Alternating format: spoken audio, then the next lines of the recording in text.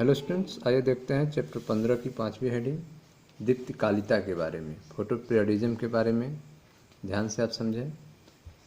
ऐसा देखा गया है कि कुछ पौधों में पुष्पन को प्रेरित अर्थात प्रवृत्त करने में प्रकाश की नियतकालिता की आवश्यकता होती है। ठीक है, तो आप देख रहे हैं कि कुछ पौधों में पुष्पन को प्रेरित करने में प्रकाश की नियत कालिता की आवश्यकता होती है। ठीक है, जितने समय तक जो कांस्टेंट टाइम पीरियड है उतने समय तक अगर प्रकाश मिलेगा तभी उन पौधों में पुष्पन की प्रक्रिया प्रेरित होगी। ठीक है, अगर उतने समय तक प्रकाश नहीं उपलब्ध है तो उन पौधों में पुष्पन की प्रक्रिया प्रेरित नहीं होगी। ठीक है, तो ऐसा देखा गया है कि कुछ पौधों में पुष्पन को प्रेरित करने में प्रकाश की नियत कालिकता की आवश्यकता होती है। ऐसे पौधे प्रकाश की नियत कालिकता की अवधि को माप सकते हैं। ठीक है, तो ये जो पौधे हैं वे प्रकाश की नियत कालिकता को अवधि के टाइम पीरियड को माप सकते हैं। उदाहरण के रूप में कुछ पौधों में क्रांतिक अवधि से ज़्यादा प्रकाश की अवधि चाहिए। ठीक है, कुछ पौधे ऐसे हैं जिनमें क्रांतिक अवधि से ज़्यादा प्रकाश की अवधि चाहिए, जबकि दूसरे पौधों में प्रकाश की अवधि संकट क्रांतिक अवधि से कम चाहिए। ठीक है, जिससे कि दोनों तरह के पौधों में पुष्पन की शुरुआत हो सके। तो कुछ पौधे ऐसे हैं जिनमें प्रकाश की अवधि जो है क्रांतिक अवधि से ज़्यादा होनी चाहिए, जबकि दूसरे पौधों में प्रकाश की अवधि क्रांतिक अवधि से कम होने चाहिए। ठीक है, प्रथम तरह के पौधों के समूह को अल्प प्रदीप्ति काली पौधा कहते हैं। ठीक है, तथा बाद वाले पौधों को दीर्घ प्रदीप्त काली पौधा कहते हैं। ठीक है, तो इस तरह से आप देख रहे हैं कि जो प्रथम पौधों का समूह था उन्हें अल्प प्रदीप्त काली पौधा कहते हैं, जबकि जो दूसरे पौधों का समूह है उन्हें दीर्घ प्रदीप्त काली पौधा कहते हैं। बहुत सारे ऐसे पौधे होते हैं जिनमें प्रकाश की अवधि और पुष्पन प्रेरित करने में कोई संबंध नहीं होता है। ठीक है, तो बहुत सारे ऐसे भी पौधे हैं जिनमें प्रकाश की अवधि और पुष्पन से कोई संबंध नहीं होता है। ऐसे पौधों को तटस्थ प्रदीप्त काली पौधा कहते हैं। ठीक है, तो इस तरह से आपने देखा कि पौधे जो हैं वे तीन प्रकार के हैं। एक है अल्प प्रदीप्त काली पौधा, दूसरा है दीर्घ प्रदीप्त काली पौधा और तीसरा है तटस्थ प्रदीप्त काली पौधा। ठीक है, तो आप पढ़ रहे हैं दीप्तिकालिता के बारे में। आपको बताया गया कि कुछ पौधों में पुष्पन को प्रेरित करने में प्रकाश की नियत कालिकता की आवश्यकता होती है। ऐसे पौधे प्रकाश की नियत कालिकता की अवधि को माप सकते हैं, जैसे कि कुछ पौधों में क्रांतिक अवधि से ज़्यादा प्रकाश की अवधि चाहिए, जबकि दूसरे पौधों में प्रकाश की अवधि संकट क्रांतिक अवधि से कम चाहिए, जिससे कि दोनों तरह के पौधों में पुष्पन की शुरुआत हो सके। प्रथम तरह के पौधों को समूह को अल्प प्रदीप्त काली पौधा कहते हैं, जबकि बाद वाले पौधों के समूह को दीर्घ प्रदीप्त काली पौधा कहते हैं। ठीक है, बहुत सारे ऐसे पौधे हैं जिनमें प्रकाश की अवधि और पुष्पन प्रेरित करने में कोई संबंध नहीं होता है। ऐसे पौधों को तटस्थ प्रदीप्त काली पौधा कहते हैं। चित्र 5.12। तो चित्र 5.12 ये आप देख सकते हैं। यह है आपका दीप्तिकालिता दीर्घ प्रदीप्त काली। ठीक है, यह आप देख रहे हैं कि अगर दीर्घ प्रदीप्त काली पौधा है, यहाँ पे क्रांतिक दीप्तिकाल के नीचे जो है इसका पुष्पन नहीं हो रहा है, जबकि क्रांतिक दीप्तिकाल के ऊपर पुष्पन हो रहा है।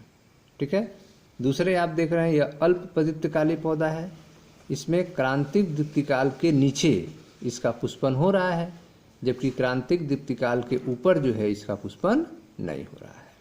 ठीक है, तीसरा है आपका दिवस निरपेक्ष पादप, जो दीप्तिकालिता पर निर्भर नहीं करता है, कायिक परिपक्वता के बाद पुष्पन। ठीक है, जब इसका कायिक परिपक्व हो जाएगा या पौधा तो उनमें पुष्पन हो जाएगा।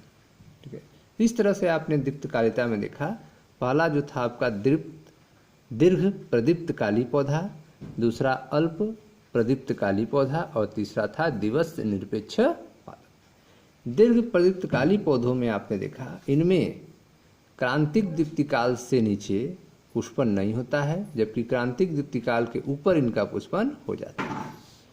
जो अल्प प्रदीप्तकाली पौधे हैं उनमें क्रांतिक दीप्तिकाल से नीचे इनका पुष्पन होता है, जबकि ऊपर पुष्पन नहीं होता है। ठीक है, जो दीप्तिकाल की अवधि पर निर्भर नहीं करते हैं उन्हें दिवस निरपेक्ष पादप कहते हैं, और ये परिपक्व होने पर जब इनकी कायिक परिपक्वता हो जाती है उसके बाद इनका पुष्पन हो जाता है। ठीक है,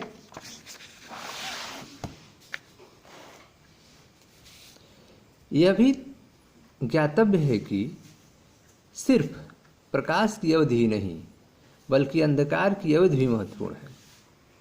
ठीक है, तो जैसे आपने देखा कि प्रकाश की अवधि पौधों के पुष्पन को प्रभावित कर रही है, उसी तरह से अब यह ज्ञात हो गया है कि अंधकार की अवधि भी महत्वपूर्ण है। अतः कुछ पौधों में पुष्पन सिर्फ प्रकाश और अंधकार की अवधि पर ही निर्भर नहीं करता बल्कि उसकी सापेक्षिक अवधि पर निर्भर करता है।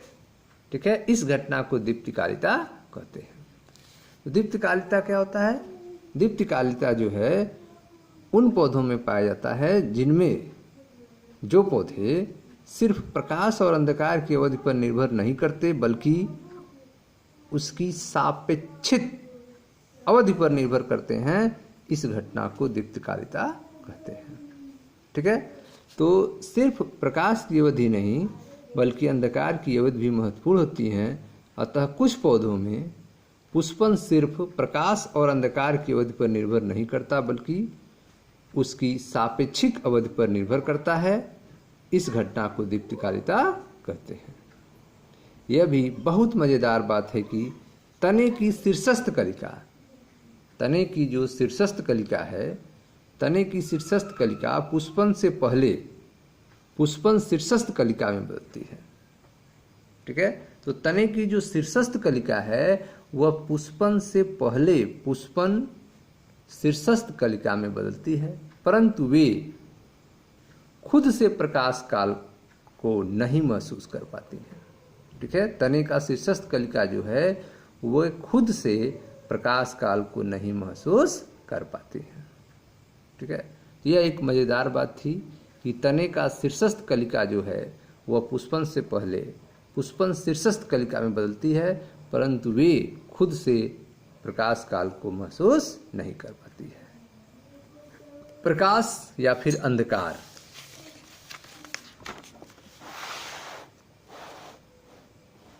काल का अनुभव पत्तियां करती हैं। ठीक है, प्रकाश हो या फिर अंधकार हो, इसका अनुभव, इनके टाइम पीरियड का अनुभव केवल पत्तियां करती हैं। परिकल्पना यह है कि हार्मोनल तत्व फ्लोरिजन पुष्पन के लिए जिम्मेदार है। ठीक है, ये परिकल्पना है कि पुष्पन के लिए हार्मोनल तत्व फ्लोरिजन जिम्मेदार हैं। फ्लोरिजन पत्ती से तना कलिका में पुष्पन प्रेरित करने के लिए तभी जाते हैं जब पौधे आवश्यक प्रेरित दीप्तिकाल में अनावृत होते हैं। ठीक है, तो परिकल्पना यह है कि हार्मोनल तत्व जो फ्लोरिजन है वह पुष्पन के लिए जिम्मेदार होता है और फ्लोरिजन पत्ती से तना कलिका में पुष्पन प्रेरित करने के लिए तभी जाते हैं जब पौधे आवश्यक प्रेरित दीप्तिकाल में अनावृत होते हैं। ठीक है स्टूडेंट, तो यह था दीप्तिकालिता के बारे में। ठीक है स्टूडेंट्स, थैंक यू।